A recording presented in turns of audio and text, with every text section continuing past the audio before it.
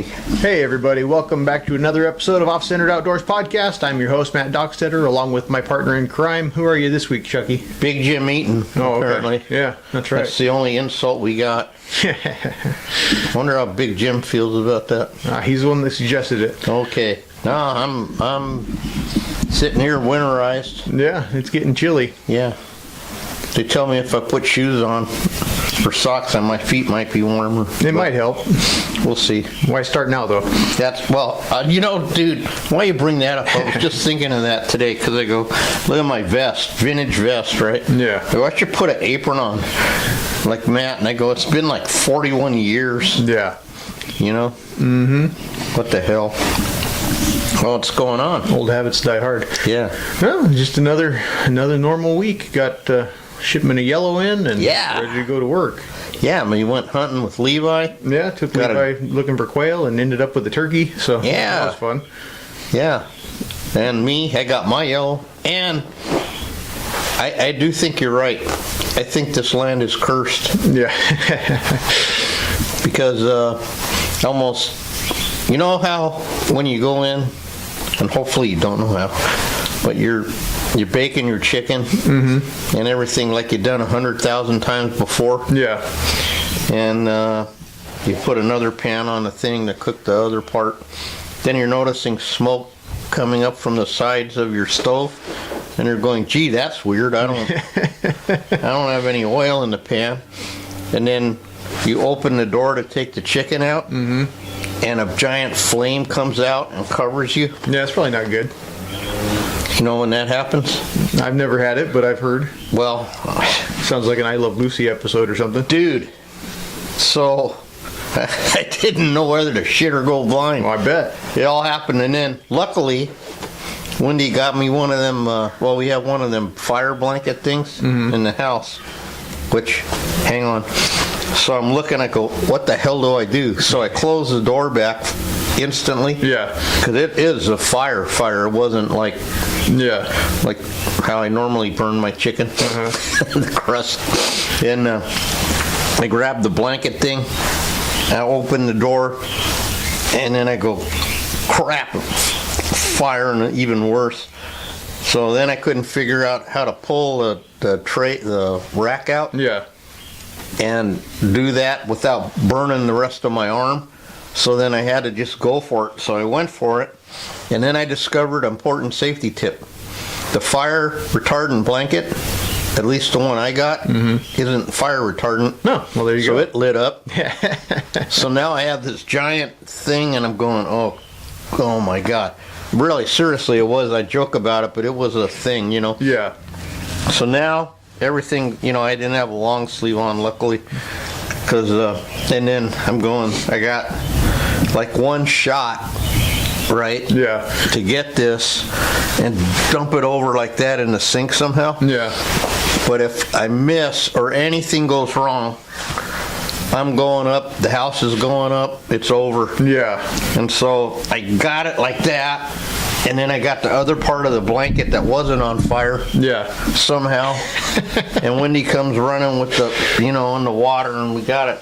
But, man, when I say shit happens to me, you wouldn't believe it. It's not a lie. No, for sure. It's definitely a Chucky thing. Yeah. You never know. I go, well, another thing to add to the list. Yeah, that's something else. It was, and again, no video. Oh yeah. It would have been an I Love Lucy episode. Start a new show, call it I Tolerate Chucky. I Tolerate Chucky. Yeah. Yeah, that's funny. And the weird part was, I thought I froze because I was like, and Wendy said I didn't freeze. I was like all in action, and it didn't take like an hour and a half like it was in my head. Yeah, no, time does stand still in an emergency, I suppose. Yeah. Or it goes really fast, one of the two. Well, anyway, I didn't burn my house down. That's good. Thank God. I still don't understand. I mean, I wish you could have seen it. I mean, you open, it's like on that commercial for the emergency pizza. Yeah. And the guy, and it's all burning. No, it doesn't burn like that. Let me tell you how it burns. It burns like whoosh. Well, you're not supposed to baste it in motor oil. Well, they want the crust, they want it crispy and Yeah. however we were discussing. 10W30 is not a substitute for olive oil. Now you tell me. Well, and then, God, well, it was a action-packed week, I think. Yeah, sounds like it. Yeah. You had your roofers came. Oh, that's right. Yeah, I saw the rain clouds last night. I was like, bring it on, man. Yeah, I got a roof done, and what else? You got skull caps cooked off. Oh, that's right. I got all my skulls ready to mount. Yeah. We're poised, and then I was a complete dick to Tom Cruise. I says, dude, automatic challenge. Yeah. What's that? Tomorrow afternoon, all our antelope will be mounted. Yeah. All. And he's like, screw you. Uh-huh. Because he's got like 100, Yeah. All. We'll be caught up. Yep. From this year. I love it. Well, I'm excited today, if you could tell. Yeah. Because we got a really good guest for today. Yeah, we'll be talking to Larry Blomquist from Breakthrough Magazine and The World Show and all that other fun stuff. Yeah, I better... He's going to give him a heads up. And it's been a pretty good week. Been looking forward to this doing this podcast today, so that should be fun. We got a few other ones lined up that should be equally as good, but it's damn near Thanksgiving, so that's going to put another. Right. Well, maybe I can get Gary back if he doesn't have a family thing. Yeah. Well, we might have to record 2 episodes next week since I'm going to be gone for Thanksgiving week. Oh, that's right. Yeah. Okay. Well, now we got to have fun banter. I just warned them 5 minutes. Yeah.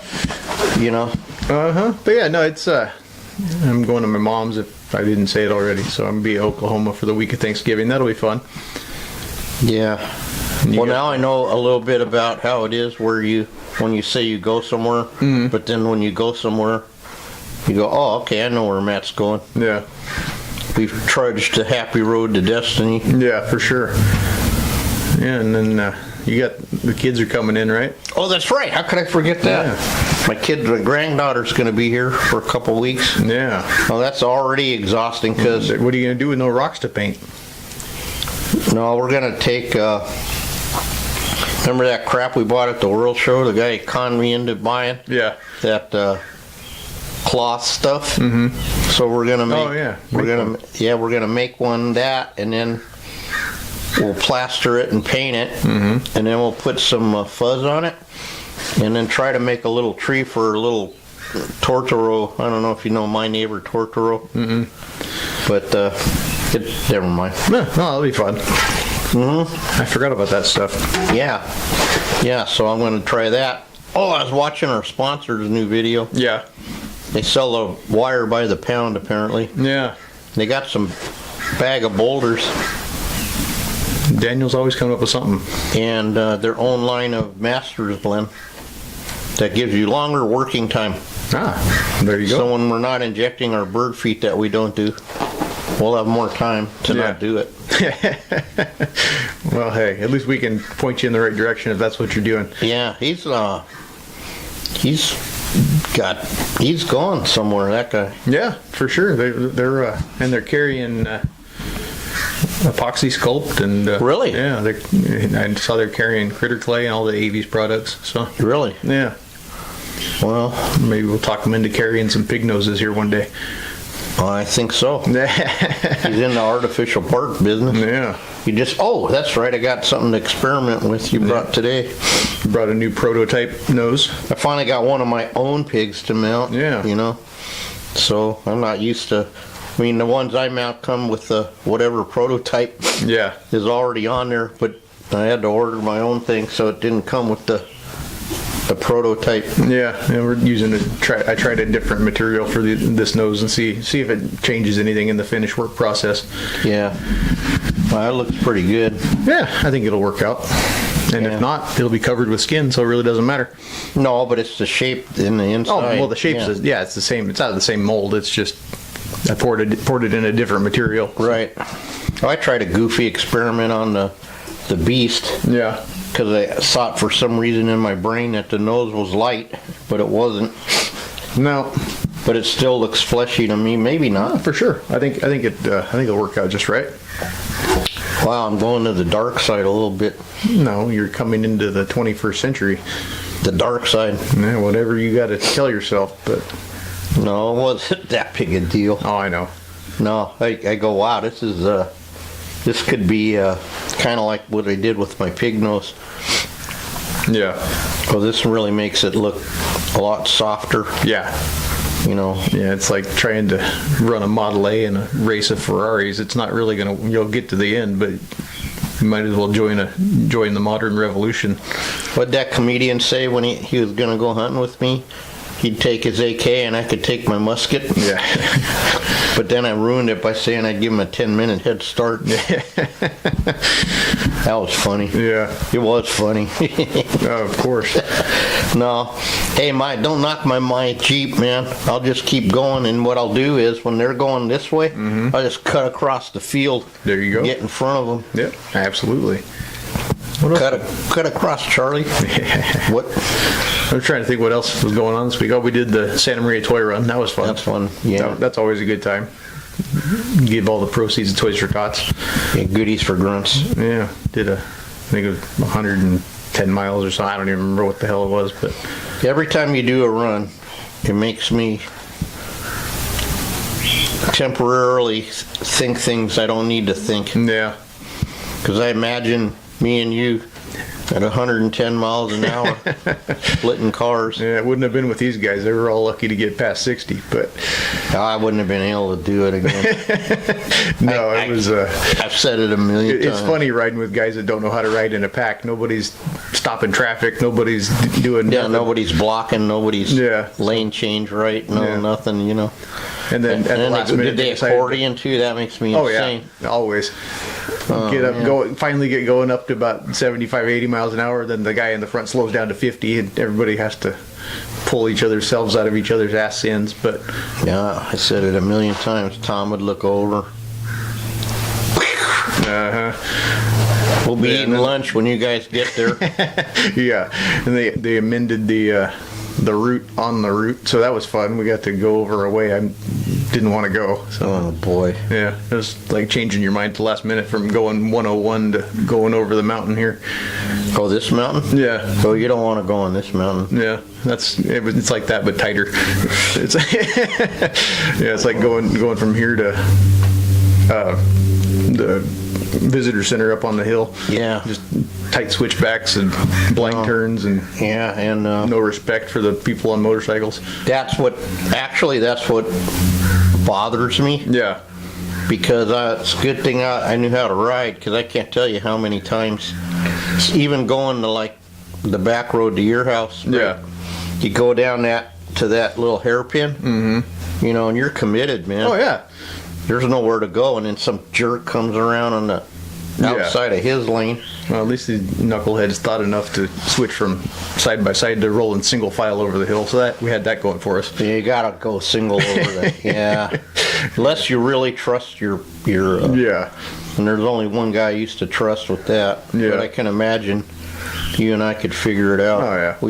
We mount an animal without talking. Yeah, luckily you only got to ride the big pack for the first stop, and then it's kind of free for all. So every man for himself. Yeah.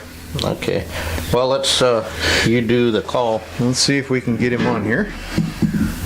Our guest today is Larry Blomquist from Breakthrough Magazine, and who does the World Show. All right, here we go. Let's see if we can do this here.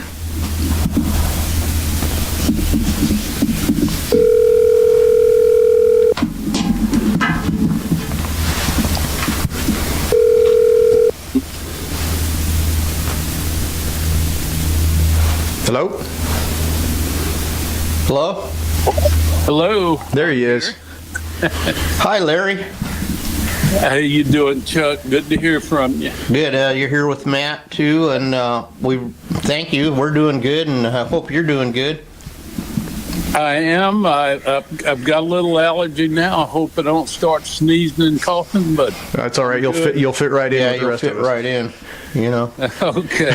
We really appreciate. Go ahead. We appreciate taking the time to come on with us. Yeah, for we sure. really do. Well, I tell you, at this time of the year, it takes me away from my hunting more than it does taxidermy stuff. Well, at least it's only about 30 minutes we need you for. So Yeah. Yeah. So, but we're in good shape. We're working on an issue of the magazine, and I get to hunt a good bit, so that makes life good. well, good. Good. Yeah, we discovered this podcast, we got to do it every week, whether we like it or not. And then all of a sudden during hunting season, we couldn't get Yeah, anybody. it's hard to get guests when everybody's out in the woods. Yeah, you know. Right. Yeah. Well, that the thing today, if I was in my hunting stand, I could probably talk to you from there. Yeah. But Good. Yeah. I'm actually sitting in my office today, so that's okay. Awesome. Good.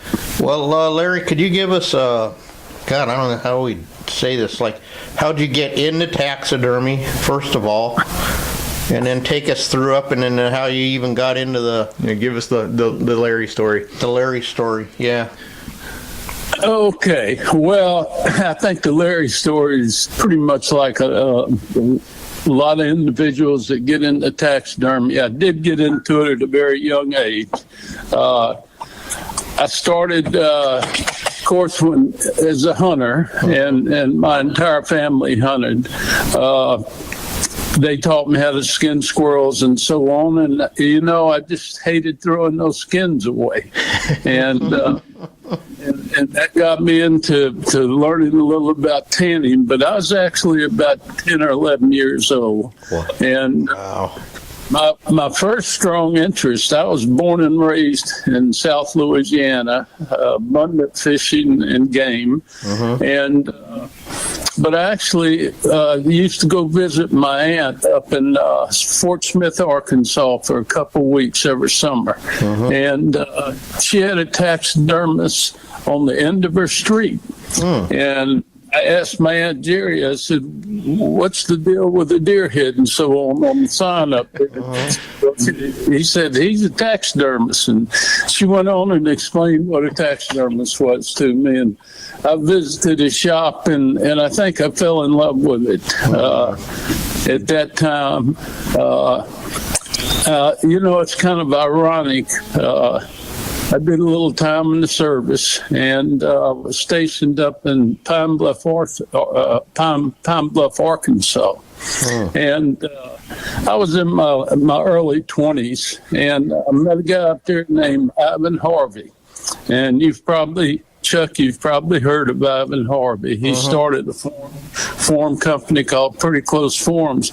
But every day when I'd get off of duty, I'd go visit him. And I had already opened a shop in Louisiana when I started college back in the mid 60s. And but Ivan had been in taxidermy about 20 or 25 years when I met him, and he really.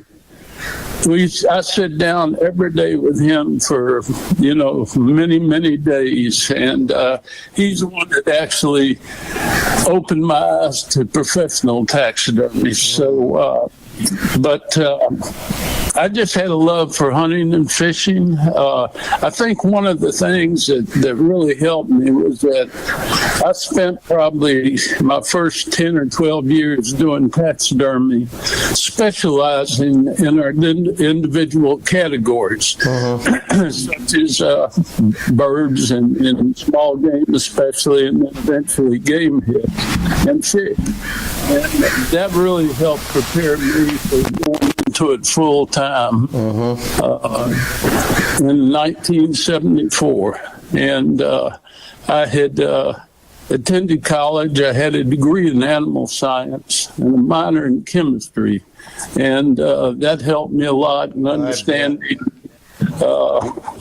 anatomy and also a lot of the chemicals and tanning info that we need to know. So, and then I went to LSU and got a degree in vocational education because I eventually became an ag teacher. Oh, wow.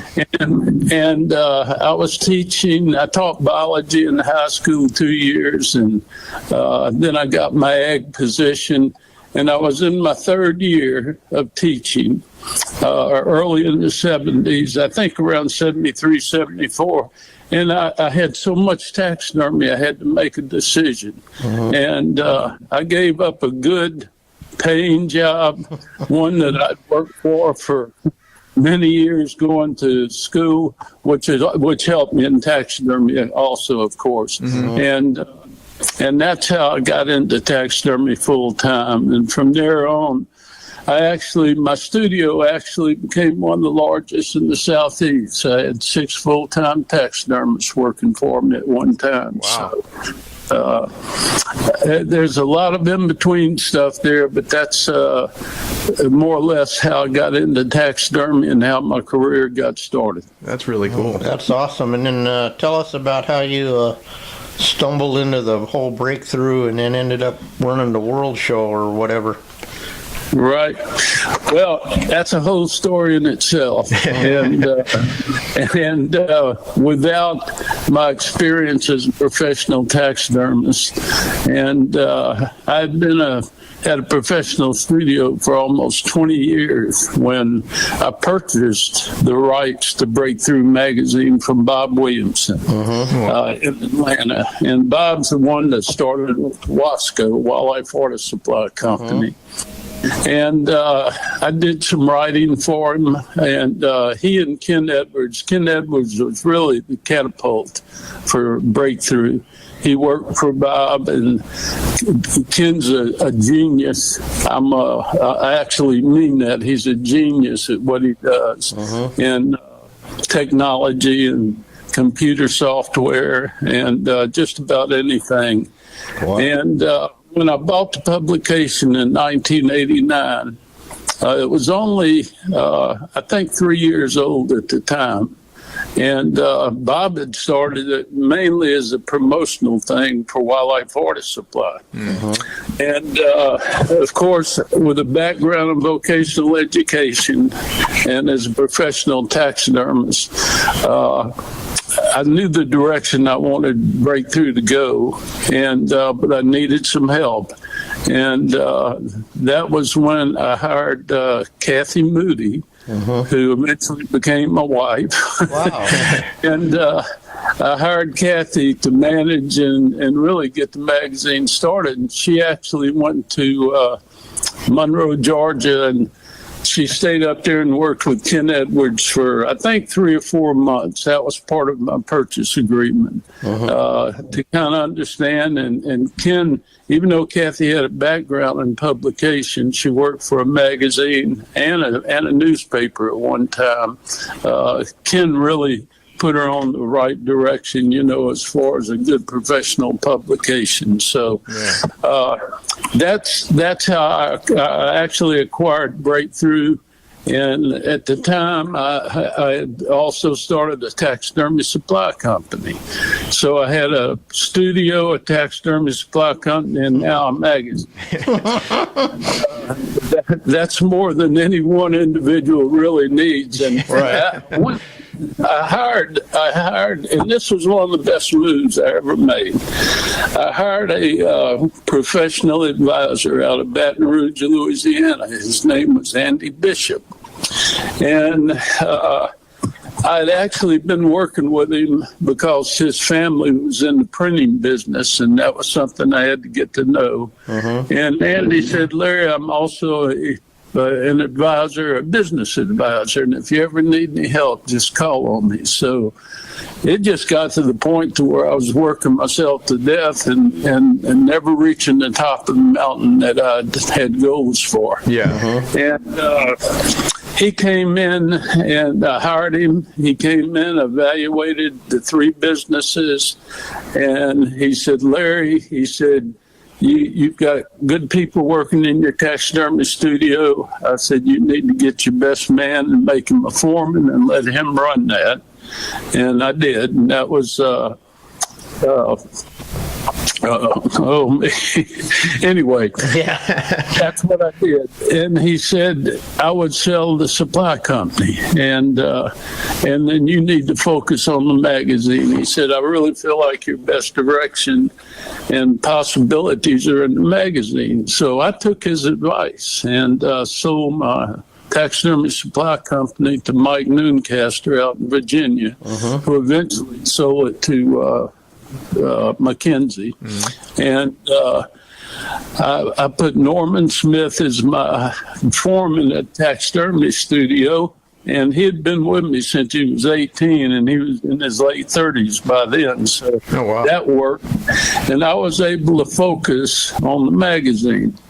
And I'm going to tell you, Andy turned my entire business acquisitions and around in 6 months.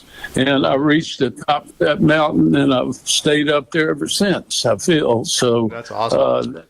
That's kind of how I got in the magazine business, and I love it. I love to write. I love to I've done hundreds of seminars over the years, and it just fit right into what I wanted to do. And in doing so, I married the person I hired to run the thing. So it all worked. We married 35 years. Yeah, that's awesome. Great. And then how did you fall into the World Show bit, ending up running that? Okay, the World Show was also started by Bob Williamson, and I'm going to tell you, the World Show and the magazine pretty much have to go together because the magazine promotes the World Show and it promotes the winners in the World Show. And he sold me the magazine, but at the time he kept the rights to the World Taxidermy Championship. Well, it was only a couple of years later that he called me. I think it was in 1992. And he said, Larry, he said, I'm going to sell the World Show. He said, are you interested? And I said, don't call anyone else. I'm interested.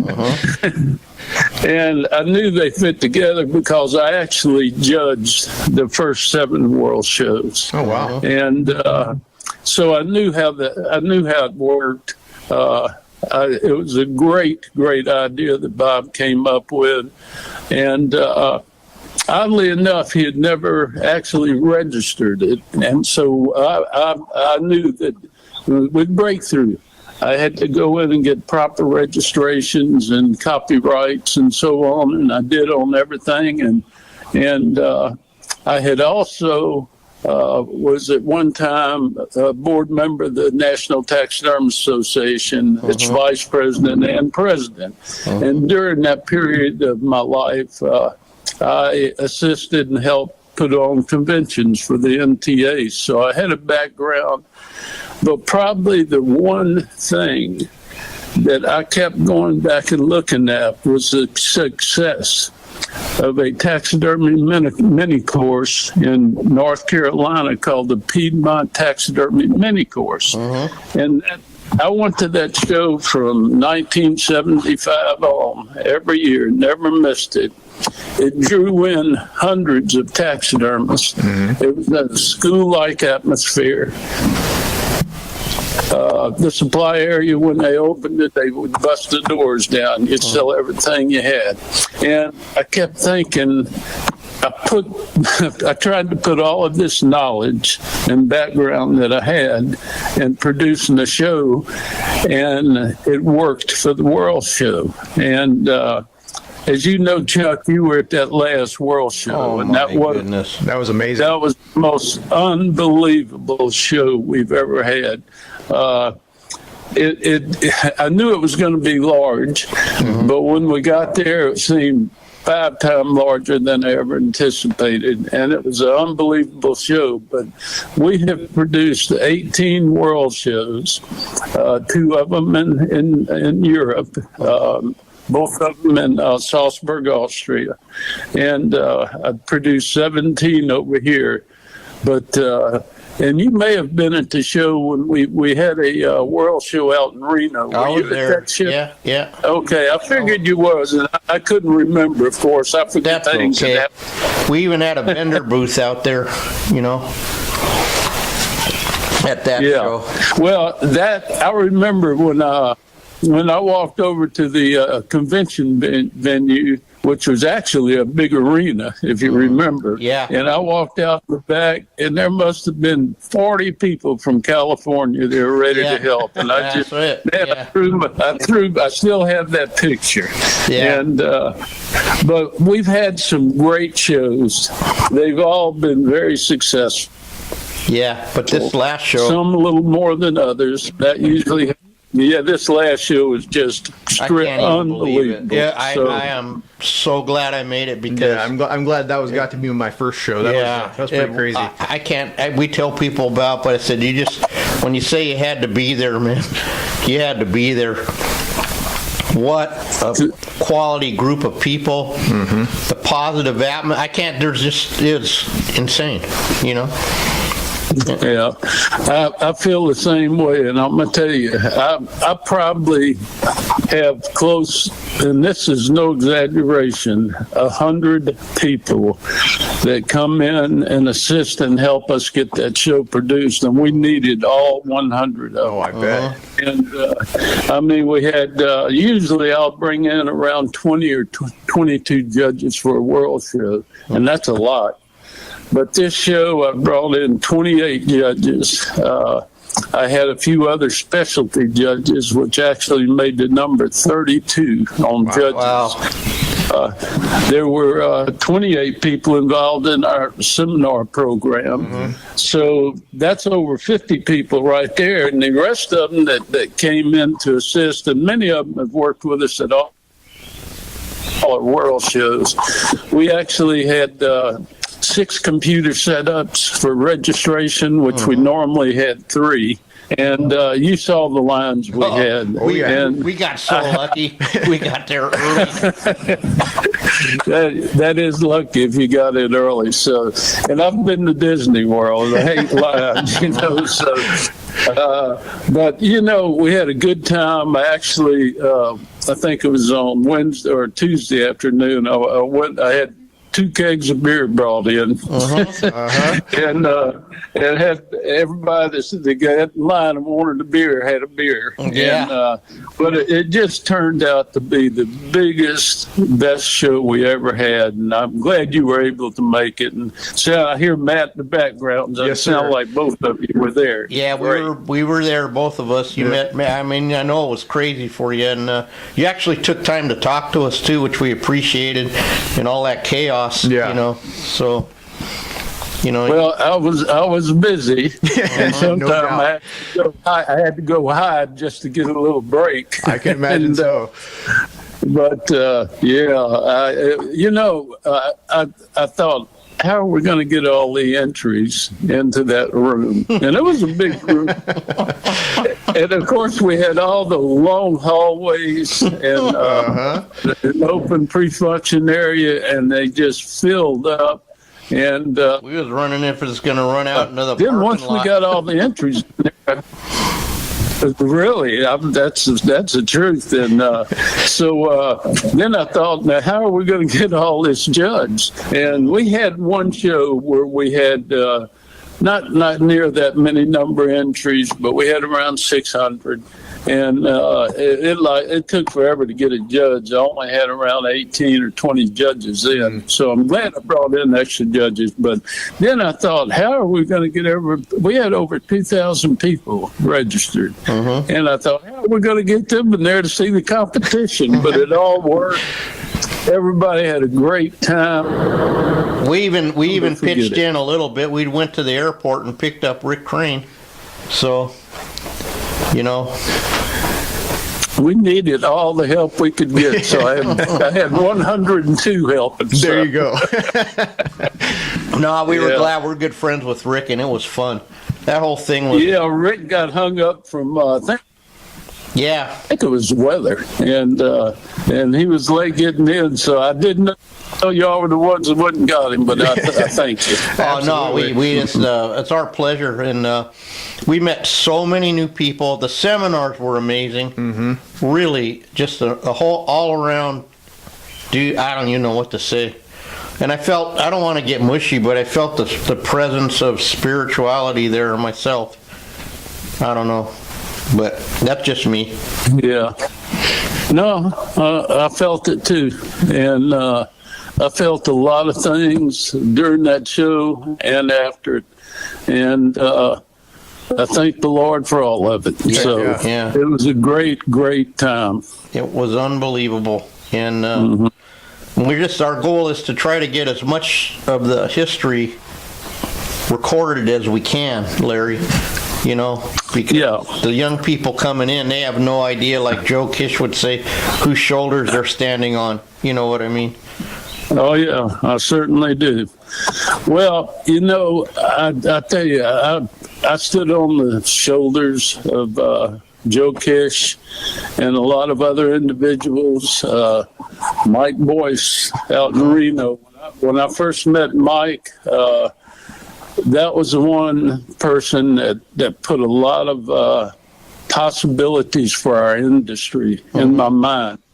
And I thought, I've got to help promote that. And thank goodness, Mike and I, we were good, not social friends, but good friends in the profession. Colleagues. And and he actually was my speaker and master of ceremony at a couple of our first world shows. And I was able to go out and sit and do a few articles with Mike.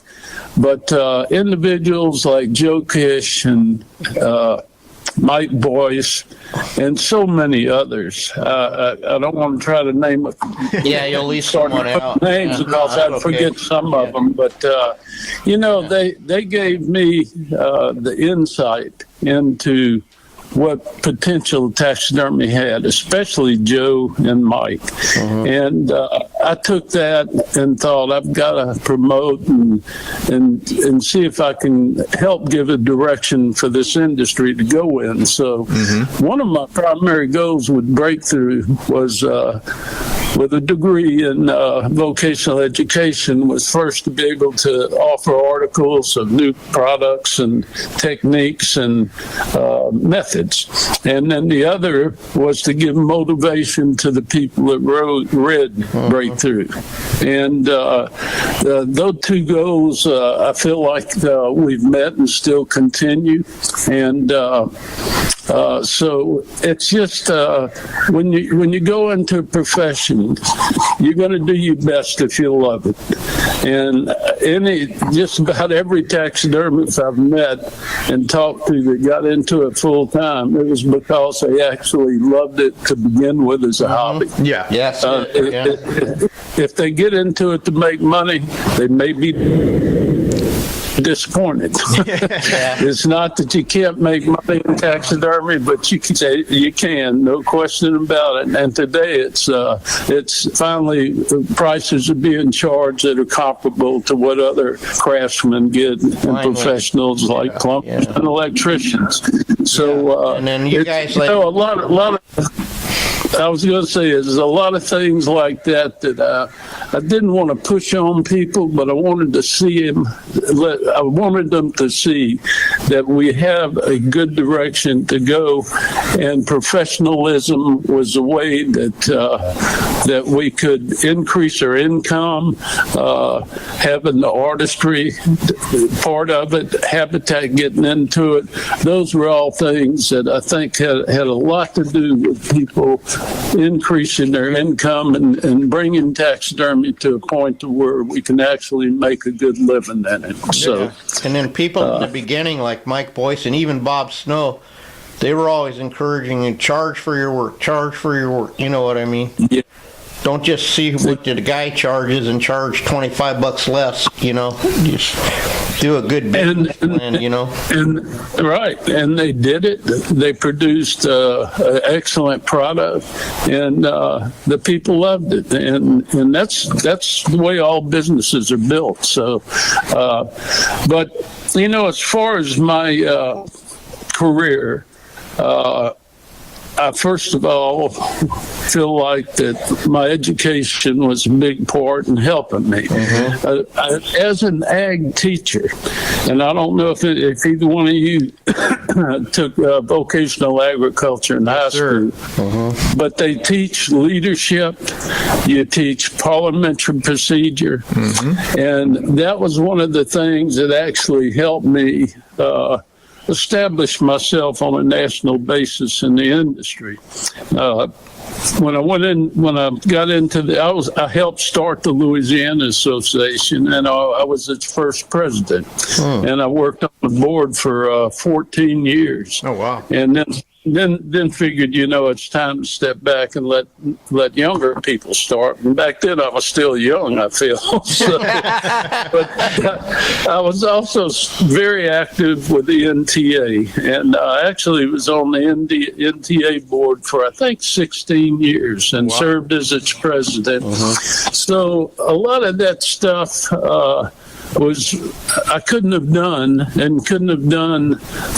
as well as I feel I did without that background in vocational education and teaching agriculture. I think it had a big influence on the direction I took. Absolutely. The other thing is that I guess I could be called a perfectionist, where none of us are perfect. But when I started taxidermy, I was able to focus on birds for 3 or 4 years. That's all I did, and to learn the proper process and anatomy and shapes and all that stuff. And then I did the same thing with life-size work, and I did the same thing. So I had, like I said earlier, about 12 years of good hard work and study and love for what I was doing. And when I did go into taxidermy full time, I was very successful. I would just, I can't explain the motivations that I had doing that. So, there's a lot of things in my history that I feel like all fell together and helped things work. But every situation's a little different. And my best advice for anybody getting into taxidermy is don't rush it. Take your time. Learn the profession. Don't pass yourself off as a professional until you are one, or until you can produce good quality work. So, there's just so many things like that I'm thankful for. Well, we're thankful for you and people like you, that the founders of the whole foundation, didn't Joe and can you give us a little bit? This kind of like a sideline deal, but the score sheet, didn't Joe make that, or who made that? And starting the competitions? Well, as far as the first score sheet I ever saw, and I know Joe had a basic one set up, and I can remember the old taxidermy reviews, which I still go back and refer to on occasion. He brought about the fact that there's 3 aspects of taxidermy. The first being knowledge of anatomy. The second being application of the process and method that you use. And the third is the artistic design and composition of it. And Joe brought those points out real quick. And when he did his first taxidermy review competitions, which I never got to attend, I wanted to so bad. They were just too far away and not enough money in my pocket. And plus, I was going out every year to the show in North Carolina, which was closer to me. But the actual first solid score sheet was produced by myself and Joe Meter, and I was president of the NTA at the time, and Joe was vice president, and I said, Joe, we've got to have a better, more professional score sheet. And of course, I had the magazine at the time, and the wife that knew how to put So Joe and I got together and we contacted a lot of the top competitors in the country and asked for their opinions. And Joe and I were actually the first two that put together the original NTA score sheet. Okay. And as things progressed,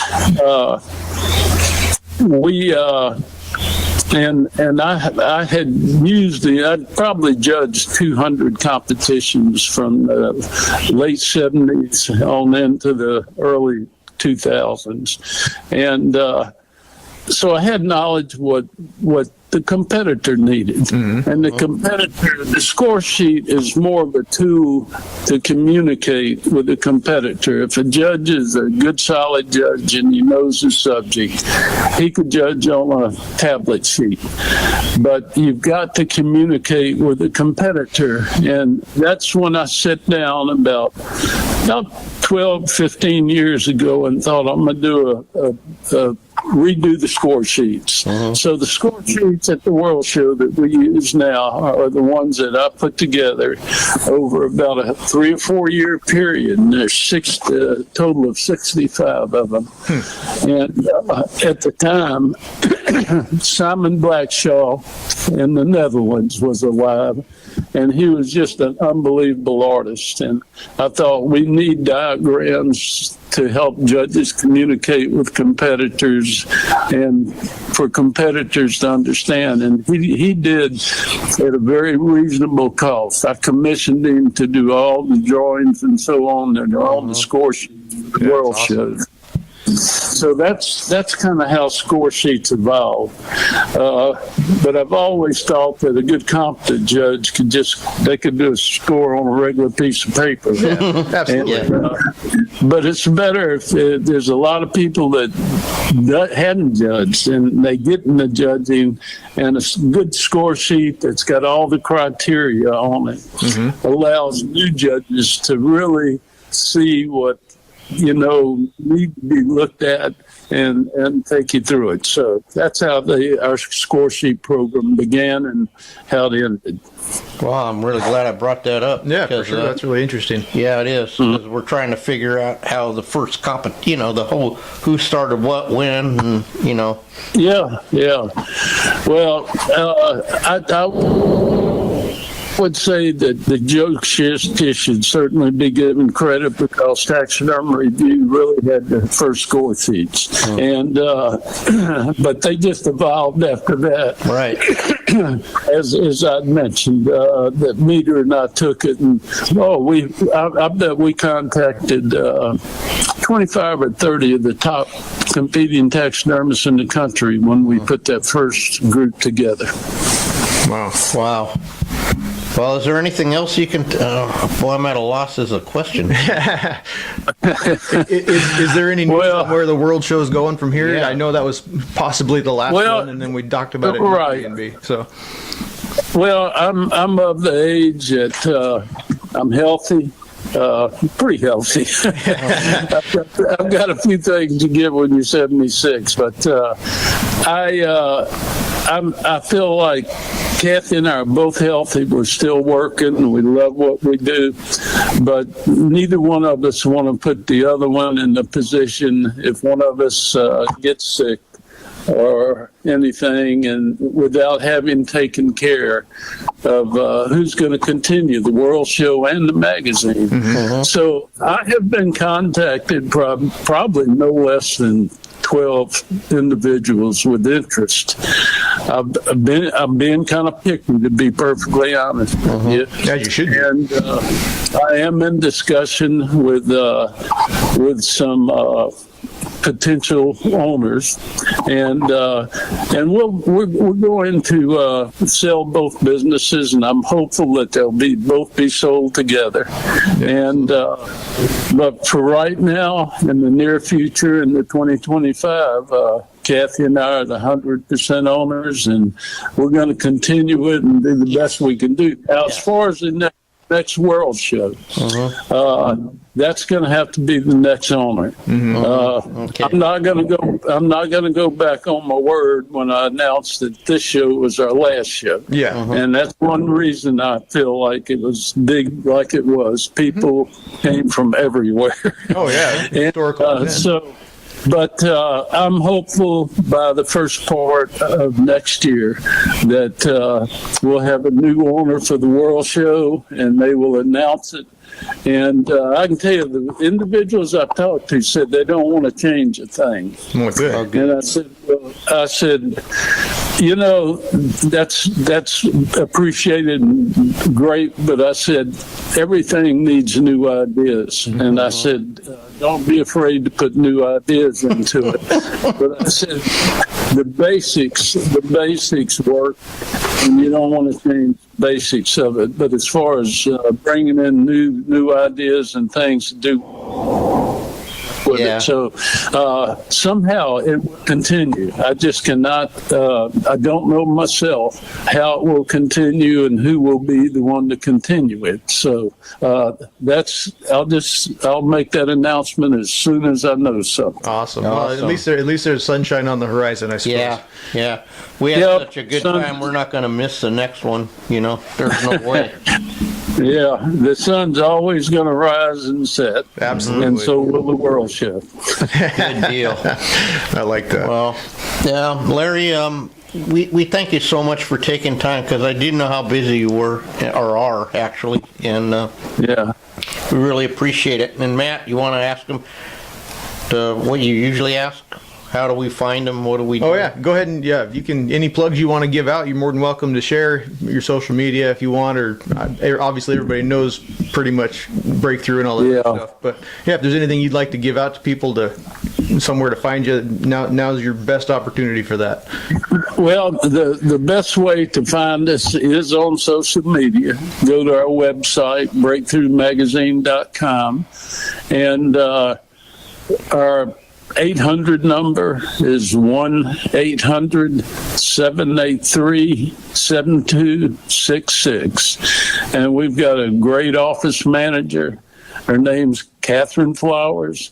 And if anybody needs to get in touch with me, they can call that number, and Catherine will have me call them back, and or we could communicate if we need to by email. So info@breakthroughmagazine.com, our website at breakthroughmagazine.com, or our office at 1-800-783-7266. Awesome, Larry.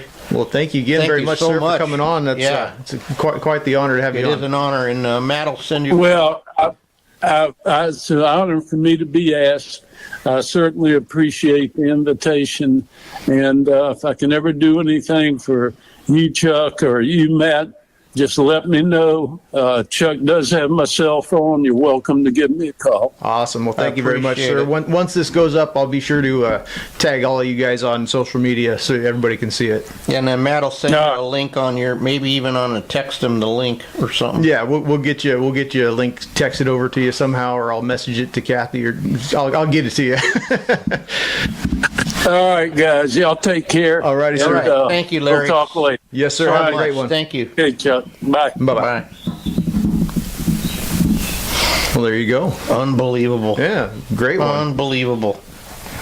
Well, wow. Yeah, that was a great episode. That's a great man right there. Absolutely. So many of these guys work so hard, you know, to give us what we have, and then what the young people come into. Yeah. Like we talk about a lot, that they have so much advantage of, like Daniel, I guess, is our sponsor at Rocky Mountain Materials. Yep. Is doing more videos, he said, he's got coming up on how to use his products. Yeah. And we didn't have that, you know. No, for sure. Yeah, even just when I started, I mean, it's not that long ago, but it's long enough that I didn't know anything. Oh, and then, just unbelievable. Yeah, heck yeah. Well, the opportunities, like we say, they got it, and they have a lot easier. And that's right, I lost my thought. You know how it does happen. I have to take a real thought and carefully maintain it so it doesn't go away. One thing I'm noticing in a pattern with a lot of these guys we interview, and it's kind of like me and you and Fred Spohr and all, is a fascination and a love for taxidermy before we, you know what I mean, like, and from childhood. Absolutely, you know? absolutely. It's interesting, you know. Anyway, well, that was my cognitive It's really thought. cool. Well, I mean, I don't know. For me, anyways, some of my first memories of that kind of stuff is going to the museums and stuff. So I know I'm not the only one. So No, me too. And then, like I said, and Fred too. What a weird thing that was. It's the same taxidermy shop. Yeah. That we, that we both walked by 10 years apart. Yeah. What are the odds of that? That's just unbelievable. Absolutely. Well, Chucky, I see some goats calling our name. I can hear it, I guess. More. Well, I can smell them. Well, you can always smell them. All right, guys. Well, thanks for tuning in to another episode. Be sure to follow us wherever you get your podcasts, Apple Podcasts, Spotify, iHeart Radio, and, of course, YouTube. Check us out on social media, at Butcher Shop Taxidermy, at Ojai_Valley_Taxidermy on Instagram for Chucky. And, check out Rocky Mountain Materials, mountainmaterials.net. Tell them Matt and Chuck sent you. And they'll charge you double. Probably. All right, guys. Have a great one. We'll talk to you later.